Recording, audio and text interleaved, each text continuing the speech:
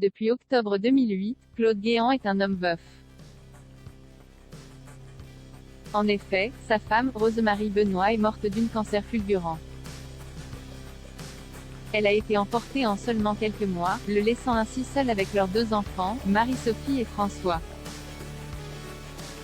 Ce dernier est d'ailleurs également en politique.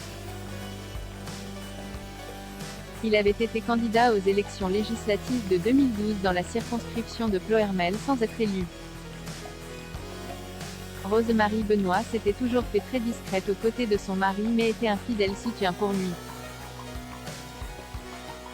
Lorsque Nicolas Sarkozy était au pouvoir, Claude Guéant était l'un des hommes les plus influents de France. Dès 2002, il était le directeur de cabinet de Nicolas Sarkozy, puis son directeur de campagne en 2007 lors de la présidentielle. Une fois arrivé à l'Élysée, Nicolas Sarkozy l'a nommé secrétaire général de l'Élysée avant de devenir ministre de l'Intérieur en 2011. En 2008, lorsque sa femme décède, il parvient à le cacher et continue de travailler sans relâche pour oublier son chagrin. Comme s'il ne s'était jamais vraiment remis de cette perte, il s'est progressivement fait plus discret dans la vie politique. Ce sont les affaires judiciaires qui le propulsent de nouveau sur le devant de la scène.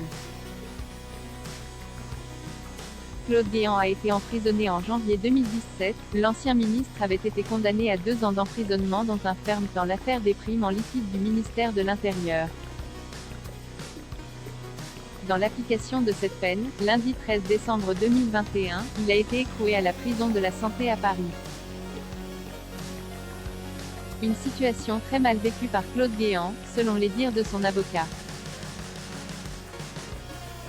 Claude Guéant vit très mal cette situation et je suis inquiet pour sa santé, a réagi sur BFM TV son avocat, Philippe Boucher-Elgozi.